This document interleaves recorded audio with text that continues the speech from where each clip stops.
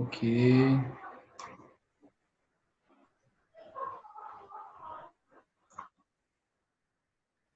Tá, marcio@chamatex.com, viu?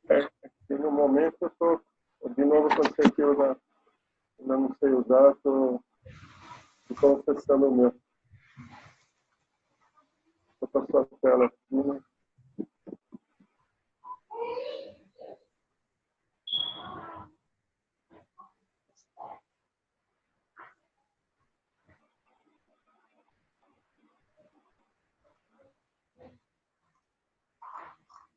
Vou dar o e-mail é o chamatex.com. marcio@chamatex.com. Não tem BR. Tá, eu vou dar uma saída, senão não vou conseguir fazer e já volto.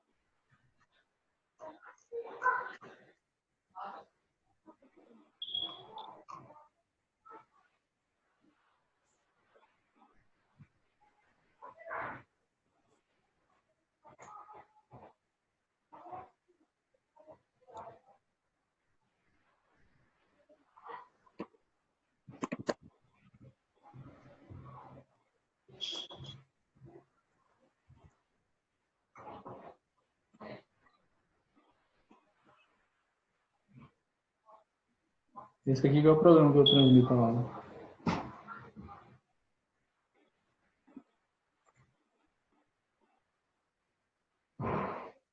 Dá para transmitir para mais de um. Depende da conexão. Oi? Aqui é 100 megas. Pessoal, a gente atrasou um pouquinho, tive um problema técnico, viu? Felizmente, tá? Então, só alguns instantes aí para a gente organizar.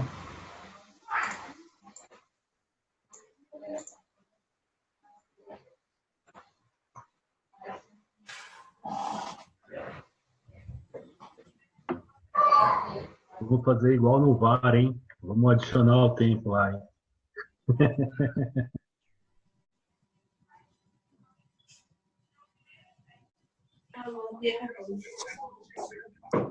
Quer tentar mais uma vez? Eu vou liberar aqui para ti. Tenta mais uma vez aí. Só estou aproveitando e mandando por e-mail.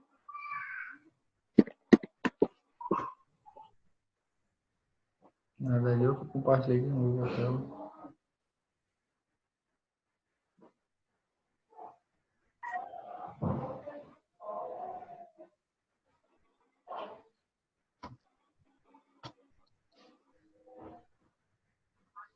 Mas o Facebook tá normal. Não, eu já fiz aqui.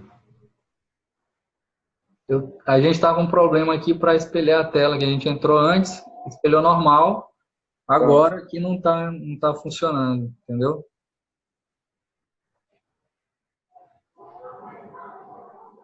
Ela está espelhando ou não? Funcionou agora, 100%. Vou abrir aqui. Então deixa eu apresentar você, né? Pessoal, então, boa noite, certo? Então, estamos aí com a ilustre presença aí do Clóvis, do engenheiro Clóvis, certo? Da empresa Termocom.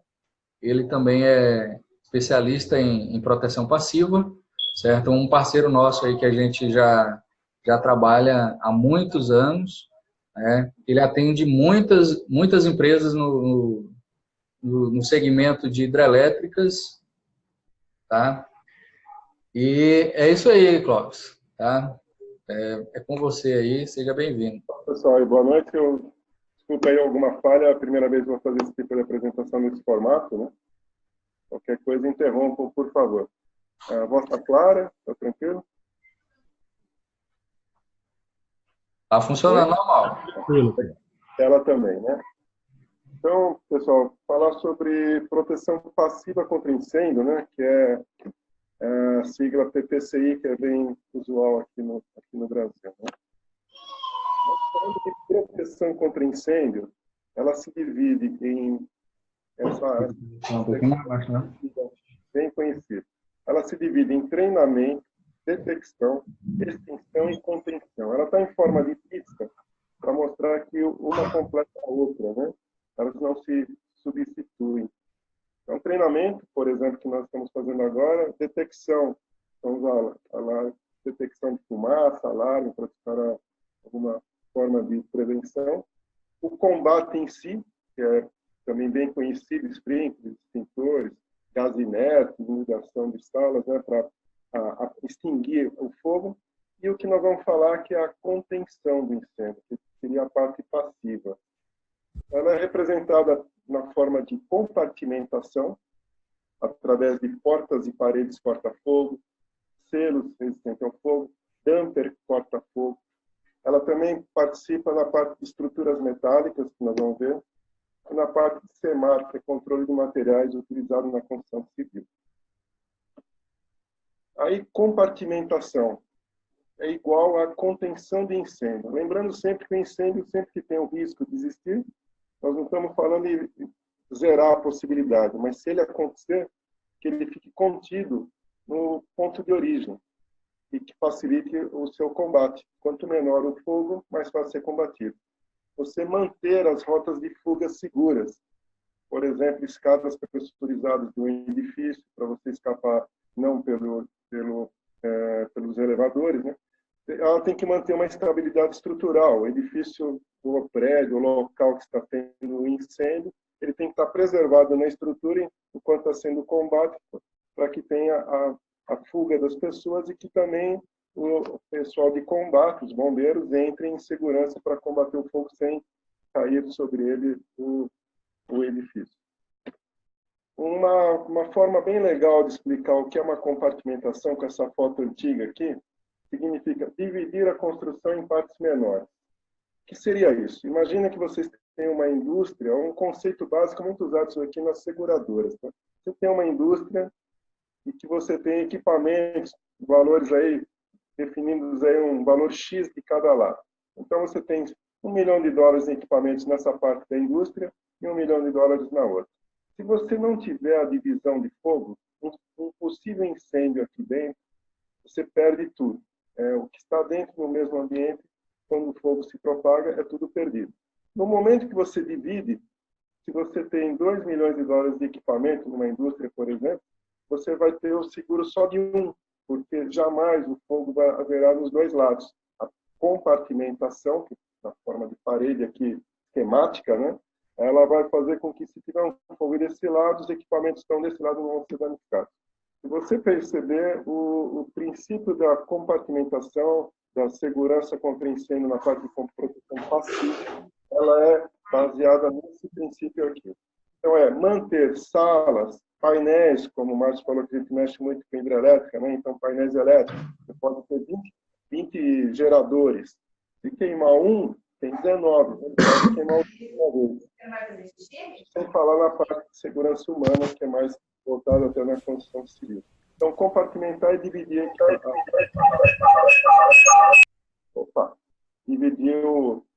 a construção em ambientes menores. Quando a gente fala em compartimentação, lembramos sempre de paredes de alvenaria. Aqui, esquematicamente falando, quando você tem uma parede de alvenaria, muita gente pode chegar e dizer que está compartimentando, precisa ser materiais refratários. Não, nada disso. Aqui no Brasil, por exemplo, as nossas alvenarias, elas resistem no mínimo 2 horas de fogo, por mais simples que seja. Essas alvenarias convencionais, até com tijolo vazado, né? Então, ela em si, se tiver um incêndio dentro daquele ambiente, ele fica contido. O problema são as aberturas, que você tem que entrar, passar cabos, passar hidráulica, portas de acesso, telhados. É essa parte que você tem a comunicação dos ambientes e o fogo que começa numa sala se propaga para outra. É o caminho natural do fogo. E para isso, entramos com a compartimentação através de, por exemplo, a vedação aqui está representando pode ser uma hidráulica, um shaft hidráulico de um prédio, pode ser uma bandeja de cabo numa indústria, um leito. E você tem a alvenaria que resiste ao fogo e você faz um selo ao redor dessa abertura para ela ficar fechada. O que muita gente já deve ter visto, até espuma de poliuretano sendo usado nesses lugares erradamente, porque ela só para evita a passagem de roedores, poeira, mas em caso de incêndio ela propaga fogo e gás tóxico. Então esses selos eles têm uma resistência ao fogo similar ao da parede. Vamos falar de atividades típicas de proteção passiva contra incêndio na parte de compartimentação. Então, como eu falei anteriormente, paredes de compartimentação, drywall resistente ao fogo, aquele famoso drywall rosa, né? Alvenaria normal já é uma parede de compartimentação, entre outros que tem por aí. Dumper corta-fogo, são aqueles dumpers que, se tiver, imagine passando fogo, você tem duas salas ligadas por um sistema de ventilação. O duto é um propagador de incêndio, porque a chaparia estraga rapidamente e os gases entram por ele. Então, nas paredes são instalados dumpers corta-fogo para evitar, em caso de incêndio, que o fogo e a fumaça se propaguem. As portas corta-fogo, que tem classificações, porta, né, 60 minutos, 90, 120, anteparas também, mas usualmente as portas, aquelas que a gente tem nos prédios que a gente mora. E aí eu vou tocar mais nesses três assuntos que são um pouquinho mais distantes da construção civil. Seria a selagem de abertura para passagem de cabos, né, chamado internacionalmente como fire stop, cortinas corta-fogo e fumaça e vidro corta-fogo. Nós vamos falar um pouquinho desses três tipos de jeitos de se fazer compartimentação. As selagens de abertura, que são os fire stop, eles são usados em pele de vidro. Pele de vidro, alguém já deve... Prédios, normalmente, os comerciais mais modernos, tem aquela pele de vidro externa e ela é fixada na estrutura do prédio, através dos pisos. E tem um afastamento ali, varia entre 10 e 20 centímetros, entre o vidro e a alvenaria. Em caso de incêndio, é um lugar de fácil passagem, todo o perímetro do prédio de fumaça primeiro de um andar para o outro. E o início do fogo, até a destruição da chapa. Mas enquanto estiver o vidro no lugar, ele vira uma chaminé. Então, o fogo no segundo andar rapidamente passa pelo espaço da pele de vidro com a alvenaria. Então, deve ser feita a selagem desses espaços, para você ter a compartimentação. Shafts, estou falando agora em prédios comerciais e residenciais, shafts elétricos, hidráulicos, comunicações, que hoje é muito comum, os prédios são instalados e tem aquelas aberturas típicas em cada andar, normalmente do lado do elevador, por onde passa atrás de um armário que você não vê, mas em caso de incêndio, ele é um canal de acesso do primeiro ao 20º andar rapidamente, se ele não estiver selado. E que acontece muito na prática, principalmente por causa das comunicações, que cada vez que dá um tipo NET, qualquer empresa lá fazer uma passagem de novos cabos, eles arrebentam aquele selo e fica aberto. Então, esses shafts devem ser sempre vedados. E já na indústria, você tem os CCMs, que é o Centro de Controle de Motores. São salas com grande quantidade de cabos. Aí, por exemplo, na indústria, nas hidrelétricas, você tem algo parecido, mas é mais comum indústria de papel, celulose, alumínio. Existem ambientes que você tem a sala elétrica no piso e no piso inferior uma sala de cabos. E a comunicação entre elas tem que ser protegida.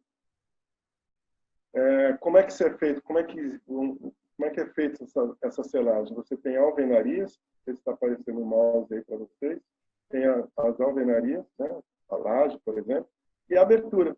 E os cabos, aqui são 3 leitos de cabos correndo na horizontal, isso daqui é no CCM, né? Aqui tem um rasgo na laje, e para o lado de cima você vai ter aquela infinidade de painéis elétricos. Então é feita a vedação de um piso para o outro.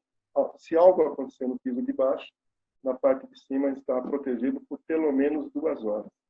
Então, normalmente esses sistemas são compostos por um material isolante, aqui nós estamos falando de fibra cerâmica, um material resistente ao fogo, né? E uma tinta ablativa, que é essa tinta que está aqui, que é um produto interessante, que ele, em caso de incêndio, ele resfria a superfície do cabo, então ele não permite que o cabo pegue fogo. E em shafts, que aí já são aberturas mais prediais, né? Onde você tem passagem de cabos, eventualmente hidráulica, e cada andar tem uma abertura dessa, normalmente escondida, como eu falei, atrás de uma porta de madeira, algo até combustível. Mas na laje é feita essa selagem aqui do sistema. A gente fala selagem porque ele tem que facilitar a passagem de novos cabos. Senão eu poderia colocar massa, cimento e tijolo aí e fechar tudo isso. O fogo não passa, mas não passa mais nenhum cabo. Ou vai ser muito difícil. Então, os selos, uma das finalidades dele é que seja resistente ao fogo e macio o suficiente para facilmente alguém passar um cabo novo, em caso de manutenção. Em compartimentação existem também as cortinas corta-fogo e fumaça, usadas em rotas de fuga, passagem de empilhadeira. Você tem, às vezes, galpões, hoje em dia é muito comum em CDs, galpões divididos em partes e tem uma passagem de empilhadeira de um lugar para o outro. Em caso de incêndio, ou você põe porta corta-fogo, ou existe a possibilidade de pôr cortina, que ela fica o tempo todo aberta, em caso de incêndio, ela desce. E compartimentação de fumaça também em grandes galpões. Essa cortina, talvez seja novidade para muitos, até para mim ela é mais recente nessa atividade. Você imagina uma cortina que não pega fogo e ao mesmo tempo segura o fogo, né? Ela é feita com tecidos apropriados, que ela fica fechada. Em caso de incêndio, ela desce, o motor aciona, ela desce e fecha o ambiente, compartimenta um lado do outro, né? E normalmente é usado de forma estética. Existem fixas e podem ser também automatizadas. As automatizadas, elas são acionadas pelo alarme de incêndio. Um exemplo aqui. Esse daqui é um prédio de São Paulo, que você tinha essa rampa de acesso, são 3 andares, a comunicação de um andar para o outro é por essa rampa. E, se vocês olharem aqui, tudo aberto. Um incêndio nessa região aqui passa rapidamente para o andar de cima, que tem muita população transeunte. Então, isso fica naturalmente aberto e foi instalado essas cortinas, que elas ficam embutidas aqui sobre o fogo. Em caso de incêndio, elas descem, ficam nesse formato. Então, não há possibilidade da fumaça seguir por esse canal, subir para os andares de cima, que era uma área muito grande, né? Então, essa é uma função bem nobre para cortinas corta-fogo. E existe também a compartimentação através de vidro corta-fogo. Tem essas características inerentes do vidro, né? Mas que tem essa função. Elas suportam tempos de 30 a 180, mas o mais comum até 120 minutos. Durante esse período, se você tem um incêndio de um lado do ambiente e o outro, é como se tivesse uma parede de alvenaria, ele vai resistir ao fogo. Aqui é uma amostra do teste de um laboratório de incêndio, né? Tem um vidro aqui na frente, lá atrás você tem um forno que está sendo aquecido para fazer o teste de integridade dessa estrutura de vidro, né? Que é uma instalação pronta, seria um escritório ao outro. Desculpa, aqui é um escritório ligando à fábrica, então um vidro, uma sala do escritório ligando para uma fábrica que tem risco de incêndio, a pessoa pode ter o vidro na frente com esse material que é isolante térmico. Esteticamente, inclusive portas corta-fogo em vidro. Já existe. No Brasil não é fabricado, mas é importado, já tem sido instalado. E, como eu falei, compartimentação e manter o fogo na origem do sistema, do sinistro. Aqui é um outro teste. Aqui. Isso daqui é recente, foi semana passada, Márcio, em São Paulo. Teste no IPT, com 3 tipos de vidro para verificar como que eles se comportam, né? Esse é um vidro temperado, mais simples, que ele só segura a chama, mas ele esquenta. Então, ele fica íntegro, porém, se tiver o fogo lá do lado de incêndio, que não sei, nós vamos falar mais para frente, uma curva de incêndio, ela pode chegar em 1000 graus depois de 2 horas, um incêndio convencional. Essa superfície fica a mais de 500. Então, qualquer produto que estiver próximo que seja combustível, o papel pega fogo a 250 graus aproximadamente. Então, ele propagaria o incêndio, não a chama, mas o calor. Aí existem esses vidros que é corta-fogo. Você vê que ele está opaco, porque diferente do outro, ele normalmente ele é transparente. Em caso de incêndio, ele tem camadas intumescentes no meio dele que fazem o isolamento. Esse teste aqui foi feito com 50 minutos de incêndio, né? Aqui ainda estava em torno de 60 graus na superfície, né, do vidro. Esse é o vidro que seria o que a gente estava comentando. Então, na parte de compartimentação, a gente tinha isso para comentar. Depois nós vemos na parte de estruturas metálicas, né? Para vocês saberem, o aço, muita gente acha que derrete no incêndio, ele não derrete, ele equalece. Ele perde a 550 graus 40% da resistência mecânica. A curva sobe muito, a 900 graus ele fica com 10, 15%. É muito fácil de a gente ver isso em incêndio de galpões, que aparece na televisão, que o telhado vem abaixo, que tem uma estrutura esbelta, lá suportando uma telha de amianto, ou mesmo de alumínio, chapa galvanizada. E no caso de incêndio, essa estrutura equalece com a temperatura, ela deforma completamente. Então, o aço ele deforma com a temperatura. Se ele é uma estrutura que está suportando uma coluna ou uma viga que está suportando um edifício, ela vai ruir. Então, por normas internacionais, como 550 graus ele atinge 40%, que é dentro, normalmente, da margem de segurança que os projetistas dão em estruturas, se faz com que a proteção garanta que ele não chegue nessa temperatura pelo esse nome, não sei se você já conhece, tempo requerido de resistência ao fogo, TRRF, que é estabelecido pelos órgãos competentes. Por exemplo, o bombeiro, ele vai determinar, de acordo com um edifício, pelo tempo de evacuação, o tempo de ataque que ele vai fazer o combate, é o tempo que aquele sistema tem que suportar ao fogo. Nada é eterno, qualquer edificação com o tempo vai ruir. Então, pelas legislações, de 30 a 240. Vocês terem uma ideia, em São Paulo, um edifício de 5 andares, provavelmente, depende da ocupação, ele vai pedir 30 minutos de proteção. Um edifício com 30 andares, 40 andares, ele já vai pedir 120, 150 a 180 minutos de proteção. Quanto mais alto, mais difícil evacuar ou o combate entrar, o tempo de proteção maior. Vale na vertical e vale na tipo de ocupação. E aí se tem que fazer uma proteção no aço para que ele suporte isso. Então aqui estou mostrando algumas estruturas bem simples, né? Que é um teatro. Essas colunas, vigas são todas metálicas. Em caso de incêndio, esse teatro fácil de evacuação ele é baixo. 30 minutos de proteção, o aço vai estar protegido para que não chegue na temperatura. E aqui uma instalação já maior, né? Tem a parte embaixo de alvenaria, de concreto, desculpa, mas o restante tudo parte de aço. E a forma de fazer a proteção, existem outras, tá? Mas as mais comuns são tinta intumescente e argamassa projetada. A tinta intumescente seria o seguinte: você tem o perfil metálico aqui representado, aplica-se uma camada de primer específico, não é nada especial, mas tem uma certa qualidade, que ele vai provocar a aderência da tinta intumescente no perfil. E essa tinta, diferente do primer, costuma ser 100 micras, né, 1/10 de milímetro, essas tintas podem chegar, dependendo do tempo de proteção e do perfil metálico, pode chegar a 2 milímetros de espessura, que é bastante. Isso quando aplicado. E por cima dela, elas normalmente são brancas, por cima dela é aplicado um produto, top coat, que é conhecido como top coat, mas nada mais é do que a tinta que você daria normalmente. Normalmente uma estrutura teria o primer e uma tinta de acabamento.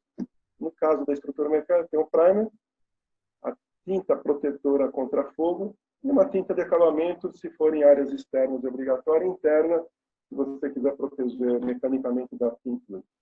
E o que muda, para quem precisar disso, é que esse primer aqui, ele tem que ter uma certa qualidade para ele não deteriorar na hora do incêndio e desprender a tinta.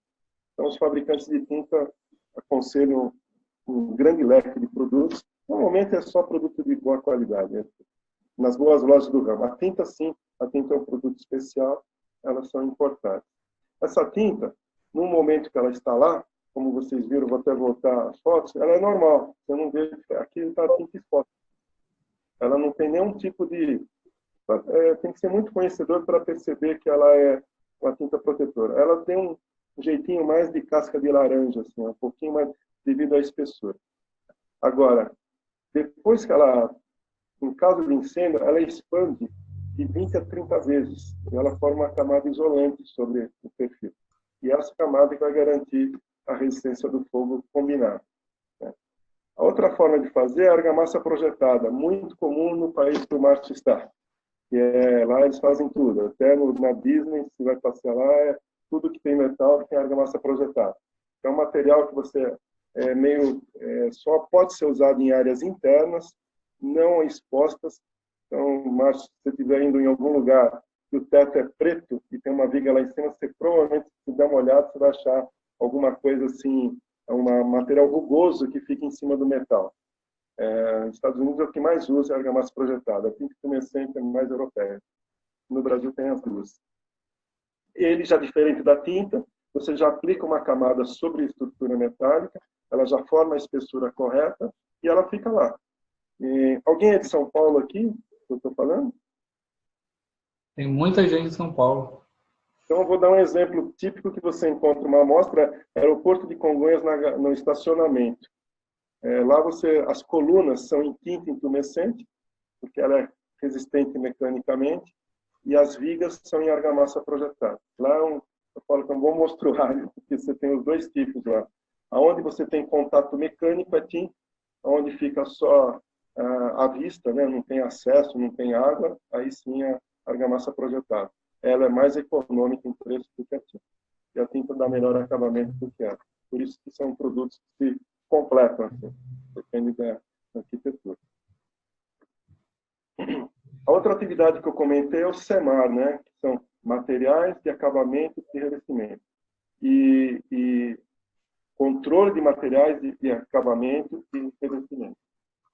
E muita gente talvez desconheça, mas existem tintas e vernizes, no modo geral, que são retardantes de chama. Quando fala retardantes, são processos que fazem, de alguma forma, ou através do resfriamento, ou através de gerar localmente a absorção do oxigênio, então acaba com o fogo. Tem várias técnicas para isso.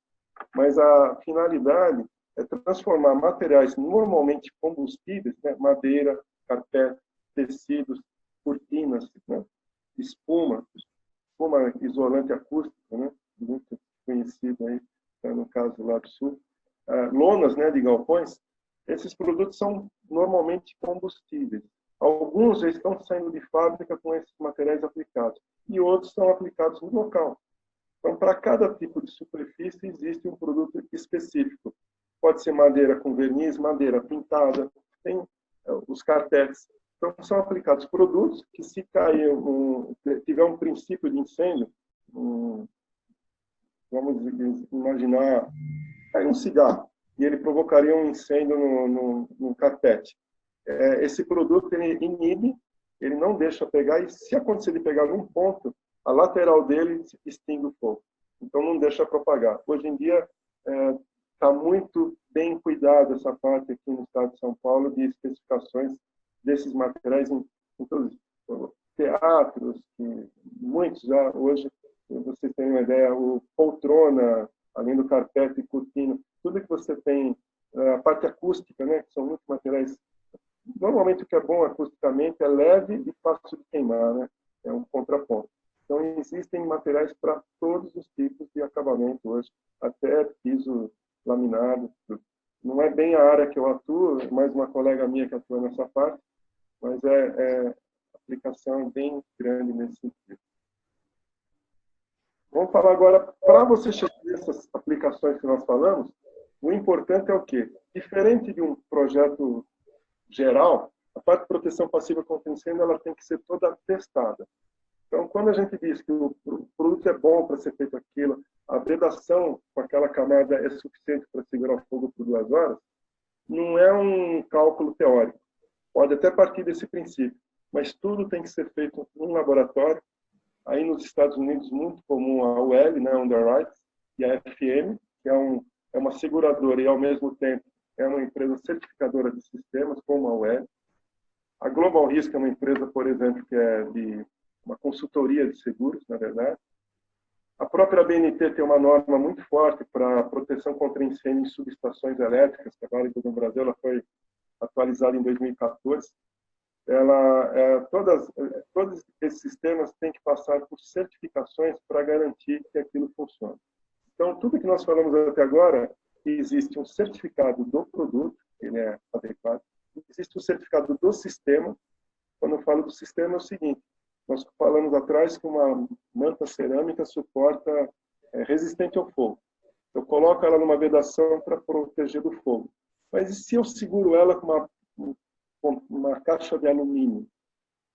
A caixa de alumínio com 700 graus vai derreter completamente. Ela cai e cai a manta junto. Então, isso é sistema. Então, quando falamos de sistema de vedação, é o conjunto. Então, são testados os materiais. O material não pode, no caso do incêndio, liberar gás tóxico, como a espuma de poliuretano. Eu posso ter materiais que se consomem ao fogo e eles resistem ao fogo. Uma lã de rocha, ela não suporta a temperatura de 1000 graus. Mas ela, se você põe uma camada espessa suficiente, durante as 2 horas, ela vai se consumir uma parte e o resto fica. E está resolvido o problema. Então, você tem a classificação do produto e a classificação de como ele é montado. E, por último, empresas como a que eu trabalho, que fornecem a instalação, e aí a responsabilidade da instalação é da empresa que instalou, que está fazendo de acordo com o certificado que foi conseguido pelo fabricante nesses órgãos certificadores. Então, é assim que fecha o sistema. Isso vale para shaft, vale para porta corta-fogo, vale para tudo que envolve proteção passiva contra incêndio.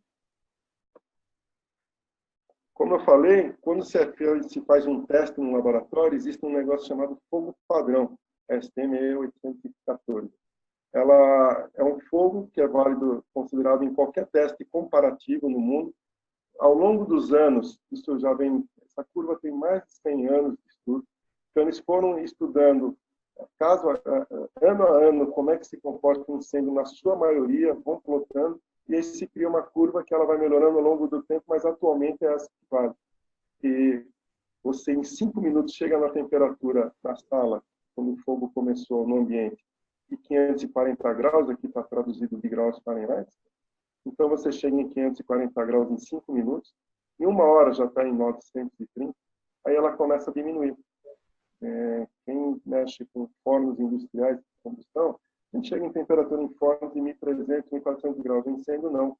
Você tem muito ar falso. Então, o incêndio natural, chamado fogo celulose, que é o fogo que não envolve combustível no meio, seria fogo de escritório, uma fábrica. Então, ela segue essa curva. E é nessa curva que é submetido os testes que você quer fazer com que sua porta corta-fogo, o selo que a gente está propondo, ele seja aprovado. Então, ele é submetido a essa curva. Por que essa curva? Se eu pusesse em 2 horas 1000 graus, se eu ligar o forno, deixar 1000 graus e botar o sistema lá, não vai simular a realidade que nós temos no incêndio, que ele tem um tempo de aquecimento. Então, isso é mais lento do que se colocasse direto. Então, aqueles fornos que eu mostrei para vocês antes no teste, estavam seguindo uma curva padrão de fogo. Então, quando nós falamos, uma porta corta-fogo P120, que é 120 minutos, ela foi testada até 120 minutos, 2 horas, expôs do lado do incêndio 1010 graus, e do lado não exposto ao incêndio, que ela está protegendo, ela tem que ficar, eu me lembro, na média, 160 graus, estou falando números aproximados, 160 graus mais ambiente, e não pode ter nenhum ponto com 180 graus mais o ambiente. Se ela, depois de 2 horas, o fogo não passou, a fumaça não passou, e a temperatura está nesse padrão, ela está aprovada. Se ela aprovou, se ela tomou pau aqui, passou do ponto, então ela vai ser uma P60, ou chegou em 91 minutos, vai ser uma P90. Estou falando de porta, como eu falei, vale para todos os sistemas. Não existe selo para 72 minutos. São números redondos, variam de 30 em 30 normalmente. Aqui é um teste, por exemplo, nós estávamos falando do shaft, né? Um edifício ou de uma sala elétrica. Aqui vocês estão vendo um teste depois do fogo terminado. Então, esse daqui é um laboratório do IPT, um teste feito há uns 10 anos. Então, você tem isso daqui simula, é o forno do laboratório do IPT. Uma câmara com uma combustão controlada naquela curva que eu mostrei anteriormente, né? Ele não liga o fogo, já sai direto, o fogo direto aqui. Ele fez um aquecimento controlado para simular o incêndio. Nesse caso, estava sendo testado esse selo aqui, que ele suportaria 2 horas. Então, um leito de cabos, isso daqui tem em torno de 15 centímetros, aqui 30. Então, é colocado, nesse caso aqui, foi colocado o vedante, né, que suporta o calor. E nesse teste, a gente queria também que, no material que passa, a temperatura que vem de baixo pelo cobre, pelo aço, não superasse os 180 graus do lado de cima. Então, vocês sabem, significa que tem uma certificação de fogo, fumaça e temperatura. Normalmente só fogo e fumaça. No shaft residencial é exigido fogo e fumaça, não a temperatura. Então, no shaft residencial você quer garantir que não passe fogo e nem fumaça de um ambiente do outro pelo shaft, que está representado aqui esquematicamente nesse teste. E aqui, só para ter uma avaliação, os materiais, como eu falei, resistentes ao fogo, como as mantas, elas nem se alteram com o fogo, que é o lado exposto. Teve 2 horas de exposição, está normal. E os cabos, 15 essa tinta que foi colocada aqui, ela reagiu pelo calor que veio do cobre no início. Tem sensor de temperatura aqui, né? Ele reagiu no comecinho, está estufado. Então ela segurou até o gás do cabo que queimou. Ele era um gás e ele ficou preso aqui dentro. 5 centímetros aproximadamente. Aqui para cima não reagiu mais. E nesse ponto, o cabo está novo, modo de falar. Do lado de baixo está tudo destruído. Então, passou no teste, porque o cabo está em perfeito estado aqui em cima, a tinta reagiu, a tinta é uma tinta ablativa, né? Ela com calor ela respira, e o selo perfeito. Então, isso é um teste aprovado. Então, nesse teste foi definido que material está aqui, que material está aqui, que quantidade, é elaborado um certificado, e se for construir esse sistema, ele recebe um número de registro, e quando for executar, tem que fazer nas mesmas formas, tem que aplicar a mesma espessura de tinta, a mesma espessura de isolamento, com o mesmo material. Ou melhor, mas não tem diferença. Agora vamos falar da parte de apresentação, eu finalizei, né? Eu vou falar agora de um sinistro. Eu não tenho fotos. Um sinistro que a proteção passiva poderia ter evitado. Então, isso aqui nós estamos falando de uma subestação elétrica que tinha cabos, isso daqui são cabos de alta tensão, 230 mil volts. E eu não sei se nessa foto aparece que são esses, são cabos de 13.8, né? 13.800 volts. Então, eles estavam cruzando por baixo de uma subestação elétrica. Quando vocês passam e vê uma subestação, tem os transformadores, vocês vão, qualquer uma, da Eletropaulo, seja do que, vocês olham por fora, ela é cercada, lá dentro tem os transformadores, os painéis de controle, e vocês vão ter uma casa, normalmente, em algum ponto, que é a sala de comando. Essa sala costuma ter 2 andares, subsolo e térreo, ou térreo e andar de cima. No andar de baixo são os cabos, e no andar de cima, os painéis que comandam toda a subestação e distribuem energia para a região da sua casa, se for uma distribuidora, e se for uma de transmissão, até energias que envolvem até, às vezes, o estado inteiro. Então, nessa sala, o que aconteceu? Ela foi inaugurada com, me parece, 60 dias. Esse cabo de 13.8 teve uma falha de isolação e ele pulou um arco na parte metálica e gerou isso. Daqui é a escada para subir no andar de cima, onde fica a sala de comando, e aqui a sala de painéis. Essa viga divide lá no andar de cima. O operador viu o incêndio, ele desceu aqui e saiu correndo. E não dava para ficar. Eu estive lá depois, né, do sinistro. Placas de identificação de alumínio derreteram, o concreto estourou.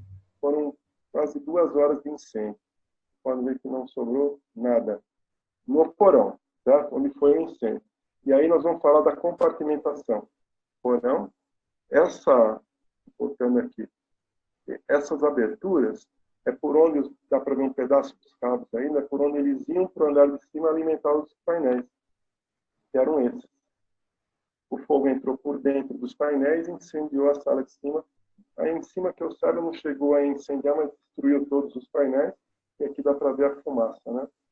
Impregnada na superfície. Então, destruiu o porão e a parte de cima. Então, uma subestação inaugurada, com 3 meses, ela ficou 6 meses parada para recuperar isso. Parou uma boa região de uma cidade grande aqui do estado do Brasil, né? Parou por conta disso. Aí você vai falar, né? Sinistro não acontece 2 vezes no mesmo lugar, aconteceu. Depois disso, foi feita a proteção dos cabos. Aqui é uma tinta. Essa tinta que eu falei que ela é passivadora. trabalho que eu fiz já muito em parceria com o Márcio, em aplicação hidrelétrica. Essa tinta, o cabo era preto, né? Vocês viram na origem, ele fica branco, por causa da tinta, que é aplicada 1,5 mm aproximadamente de textura sobre a água.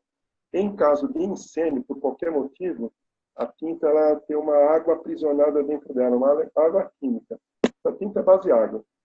No momento que tem o calor, ela reage e resfria a superfície do cabo. Então, o que aconteceu novamente foi, de novo, eles constataram que os cabos eram do fornecedor que estava com problema. Aconteceu esse ano de novo, em 2019, e eles que me chamaram, me avisaram que deu certo, que perderam o cabo, que, sempre falando, incêndio, quando começa, você perde a origem. O objetivo é não perder o resto. Foi perdido uma linha de cabo, que fechou. Eu vou representar, não sei se foi exatamente essa. Acontece com o curto-circuito, né? Então toda a extensão fica aquecida, né? Exatamente. Então, no momento aqui, quando não tinha nada, ele pôs fogo em tudo, inclusive nesses 230, que eram cabos de transmissão, né? De alta potência. Então, os cabos aqui, que eu me lembro, eles têm 150 minutos de diâmetro em corte, e são isolados. Então, foi fechado esse curto, reagiu, teve o fogo, que é uma temperatura altíssima, teve o estouro, o sistema de proteção elétrica desarmou, mas aí o fogo não propagou. Eles só perderam uma linha de cabos secundária, que tinha paralelo, tinha redundância para você trabalhar com outros cabos, e ela está lá operando normalmente. Então, eu fui convidado para, não é aqui em São Paulo, convidado para ver como ficou exatamente esse sinistro pequeno que não terminou em aumento novamente de perder. Uma tragédia, né? Então, basicamente era essa apresentação que eu tinha hoje para vocês, né? Falar da proteção passiva como um elemento que contribui para que a detecção funcione e que o combate, a extinção seja bem mais simples e mais seguro. Tá. Eu já era teu fã, Clóvis, aí eu fiquei mais ainda. Obrigado, né? Porque você fez um resumo aqui como nunca eu ouvi alguém fazer, né? Falar tão bem de proteção passiva e abordando todos os assuntos aí que é até novidade, né? Então, do vidro. Então, aqui nos Estados Unidos a gente tem alguma coisa, eu vi alguma coisa Sim. já. Tá, sim, Não pensava que no Brasil já tinha essas proteções, né? Então, é transferência de calor por radiação. Né? E normalmente a gente não consegue entender isso. Já está. Os vidros hoje, desculpa te cortar, mas eu passei meio rápido. Aquelas fotos que tinham 3, né? O do centro, ele é considerado EW, que ele é resistente à radiação. Então, até tem uma figura que não deu tempo de eu colocar. Aqueles 3 vidros que estavam lá, uma figura legal que eu vi numa palestra semana retrasada, do fabricante do vidro, né, que se chama Vetrotec. Ele mostra os 3 vidros, né, o para-chamas, que ele só segura o fogo, né, o calor passa, o EW, que ele segura a irradiação, e o EI, que segura a irradiação e isola também, né, que não é comum, ele é muito grosso. O mais normal ser usado é o EW, que é o resistente à irradiação. Então, a figurinha é assim, imagine uma pessoa passando na frente do vidro para-chamas, ele passa correndo no corredor, né? Tem um fogo do lado, ele passa correndo. No para-chama, no EW, que é a irradiação, ele passa calmamente, assim, vê o fogo e continua andando. E no resistente ao fogo, no EI, né, que é mais tempo, a pessoa fica sentada lá observando o incêndio. A figurinha que representa bem as características. O vidro mais comum, Márcio, hoje em dia é esse que você passa na frente. Ele está com a superfície relativamente quente, mais do que os 200 graus, porém a irradiação não passa. Então, a pessoa não sente. Isso é novidade também, né? Você conseguir fazer um vidro, né, conseguir transmitir a luz, mas não a radiação do fogo. Então, é bem, bem complexo isso daí. É isso aí, pessoal, dúvidas? Tá? Vamos aproveitar, né? Deixa eu pegar aqui o chat, ver se tem alguma dúvida.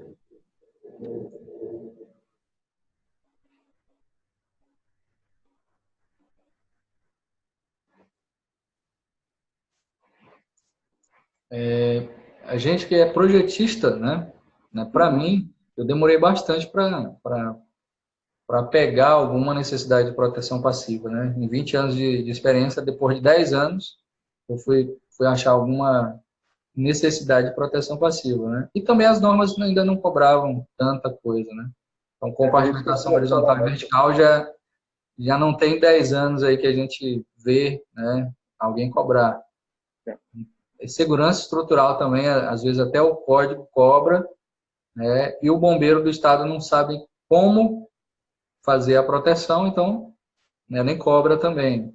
Então, tem muita coisa ainda que está em desenvolvimento e com esse desenvolvimento vem a necessidade de utilização, né? Muita gente não conhece também, mas é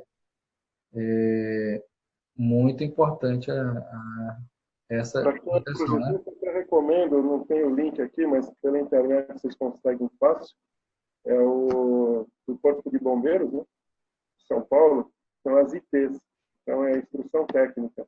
É um bom ponto de partida, são as regras que eles usam aqui no estado de São Paulo, e ela foi distribuída para vários estados aqui do Brasil, né? Minas, que eu me lembro, Minas adotou até a mesma numeração. São Paulo foi um dos primeiros que fez. Por outro lado, com a BOT 15 lá no sul, o Rio Grande do Sul hoje é o estado que está mais severo com a cobrança nas exigências para faça a proteção completa, né? Mas as ITs de São Paulo, tem uma para compartimentação, outra segurança estrutural, são 30 e poucas instruções técnicas que são legais. Então, pode baixar na internet, no site do Corpo de Bombeiros. Falta muita informação no Brasil, né? Então, a gente, hoje na aula aqui, nós temos vários projetistas, eles já fazem esses projetos baseados em cada instrução técnica de cada estado, né? Então, temos alunos de todos os estados do Brasil, a maioria de São Paulo, mas a necessidade, a questão da necessidade, né? Porque, uma necessidade dessa bem aqui, até o Paulo Renato está comentando, né? Ele trabalha numa refinaria e nas subestações tem vários cabeamentos, unidades industriais. E lá nos bandejamentos tem esse revestimento com argamassa. Na realidade, ele fala argamassa, mas é proteção passiva, né? E como se dá essa exigência, né? Então, como que acontece a exigência numa situação dessa? Normalmente é o cliente que ele tem a consciência, ele, né, já vem de um histórico em outras instalações da empresa, que aconteceu algum incêndio ou alguém já deu essa conscientização para ele, ele aceitou e viu que é necessário, em vez de perder todo o patrimônio dele, colocar a proteção passiva. Correto? Então, a gente tem mais ou menos, a grosso modo, o Paulo, né, que perguntou, Uhum. as indústrias, em modo geral, são as seguradoras. Então, para diminuir o risco de incêndio, às vezes para diminuir a pólice de seguro, às vezes até para não diminuir, mas é uma forma de garantir que ela dê o seguro para a sua empresa, são as que têm mais exigido. Então, seguradora, quando entra, ela tem um book que ela vai fazendo ano a ano as melhorias, e não é só na proteção passiva, isso envolve tudo, né? Mas a proteção passiva desenvolveu muito na indústria primeiro, e você falou que há 10 anos que você começou a ver, nós estamos em 2019, eu diria que tem 15 que a coisa começou a ficar conhecida, antes não era, antes era só ativo. Então, as seguradoras na indústria é um ponto. Refinarias, aí sim, costumam ter legislações próprias. Você tem a refinaria, às vezes você tem cabos operantes durante o incêndio.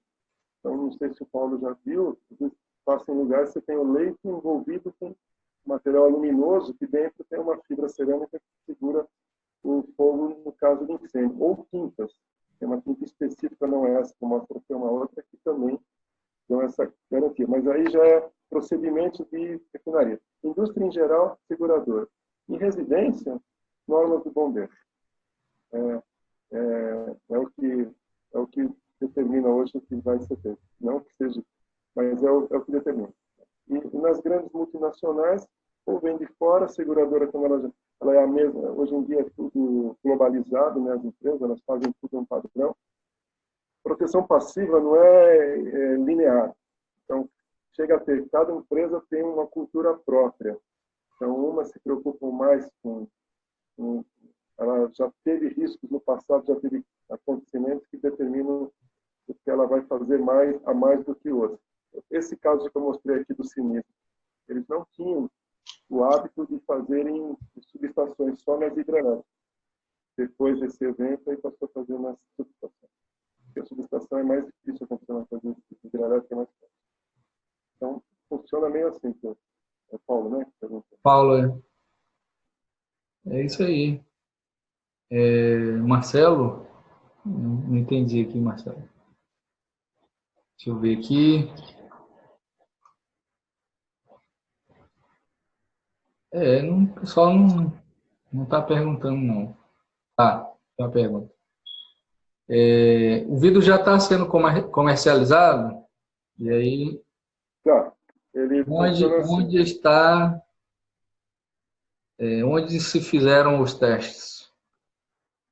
Os testes são, esse vidro ele vem agora me fugiu o país, a Alemanha. Ele vem da Alemanha, que é Vetrotec. Vetrotec é uma divisão da Saint-Gobain, vidros, não é aquela que tem no Brasil.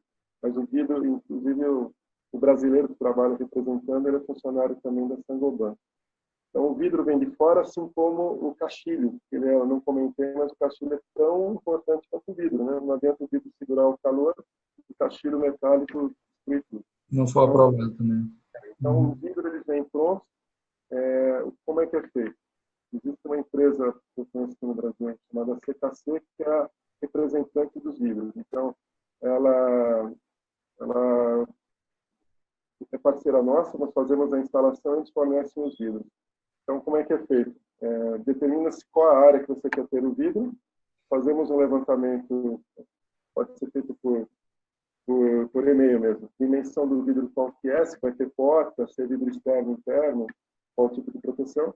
E isso daí demanda um orçamento que é rápido, faz o orçamento, eu diria, na semana, no máximo, está tudo pronto. Depois, em definindo, aí sim, aí tem o processo de fabricação e importação. Então, digamos assim, nós já tivemos casos, assim, já fez, mas você começa o processo agora, em torno de, leva entre 90 e 120 dias para ele estar instalado. E, no momento, está sendo feita uma obra embrionário, tá? No Brasil começou a coisa de 1 ano e meio. Eu estou falando só deixando claro, estou falando do vidro que não deixa passar irradiação, né? O vidro para-chamas já tem mais feito por aí, mas o para-chamas, o resistente à irradiação, o sistema que eu estou falando funciona dessa forma. No momento a gente vai fazer uma obra lá na cultura inglesa, que é na sede dela, que é no mesmo prédio que fica a embaixada da Inglaterra. Tá, uma pergunta. Vim aqui. Do para-chama, o bombeiro ele está cobrando do para-chama ou com radiação? Ele aceita só o para-chama? Então, o para-chamas ele não é aceito como compartimentação. O para-chamas ele é um visual, mas ainda ele não é aprovado como elemento de compartimentação. E o que teve é que eles exigiam só não só de radiação, era exigido uma que no Brasil ele tivesse que ter a mesma resistência tinha que ser isolante. E agora foi mudado, eu não lembro o número dela, eu posso passar depois, mas tem uma IT9 específica para o vidro e o irradiante ele está totalmente aprovado, foram feitos vários testes de bombeiros e perceberam que pelo peso que ele representa, que é um vidro leve, né, pelas condições que ele oferece, de irradiação suficiente. Então, para-chama não é o resistente à irradiação, foi aprovado este ano, 2019, e o isolante é aprovado, mas eu não fiz caso no Brasil feito, e mesmo na Europa, eu tive com o alemão semana passada, o isolante mesmo não é usado. Se vocês terem uma ideia, um vidro que seria 30 milímetros de espessura, pula para 80, 90. É muito pesado. Não compensa. O de radiação está comprovado que atende perfeitamente. Esse está aprovado pelos bombeiros. É isso aí. O tempo passou, né? Foi mais rápido do que eu imaginava. Não, foi ótimo, entendeu? Proteção passiva vale ouro, cara. É informação aí que nunca vi ninguém dando uma palestra, né, de proteção passiva. Então a gente tá fazendo mesmo, né, um diferencial na área, trazendo informação aí para que era guardado debaixo de 7 chaves, né? Então a gente está divulgando na internet, nas redes sociais e fazendo a evolução, né? Porque sem esse desenvolvimento, como que as pessoas vão saber que precisam disso daí, né? Então Olha, a gente queria tem uma colocar, dificuldade já de informação, né? O cara tem a necessidade de proteção, mas nem sabe que ele precisa disso, né? E aí já começa o problema. além da nossa empresa, né, que nós falamos, né, Termocom, eu gostaria de citar também esse símbolo que aparece na apresentação, que é a ABPP. Ela é a Associação Brasileira de Proteção Passiva, né, Tem site, está super bem estruturada, ela conta com cursos. Esse que eu estou comentando há 15 dias foi um simpósio internacional que é anual, todo ano tem aqui em São Paulo, e tem um simpósio nacional que roda pelo Brasil. E, então, vocês indo no site, talvez vocês encontrem cursos, ela oferece cursos de proteção passiva, está muito bem estruturado. O Rogério Lin, que é o presidente, montou a coisa de, não tem 2 anos, e ela está muito bem estruturada e embasada. Então, se quem quiser pesquisar por conta aí no site da BPP, por favor, façam e vocês vão ver também cursos que tem pelo Brasil dessas áreas aí ao longo do ano. Não é um só, são vários. Cursos de simpósios, já existe até uma responsável por cursos lá, tudo voltado à proteção passiva. Vocês podem ver de tudo, cada momento tem algum tipo. A proteção passiva é muito mais ampla do que eu apresentei aqui. Eu apresentei mais aquilo que eu tenho lidado no dia a dia, né? Existem outras coisas. Certo? Então é isso, pessoal. A gente não tem mais dúvida. Tem uma do mais, apareceu de última hora aqui. Trabalho em empresa de papel e celulose. Trabalhei, né? E alguns anos atrás, lá na época, não havia proteção passiva. As passagens de cabo as passagens de cabo de CCM eram todas abertas. É um comentário, na realidade. Geniel agradecendo também, o Paulo também agradecendo, o Carlos, então, a galera agradecendo aí, né, a participação, Clóvis, tá?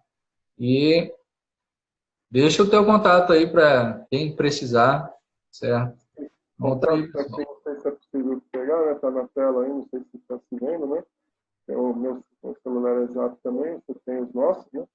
Mas fico à disposição, dúvidas assim que ocorram que eu possa atender, estou à vontade, fiquem à vontade.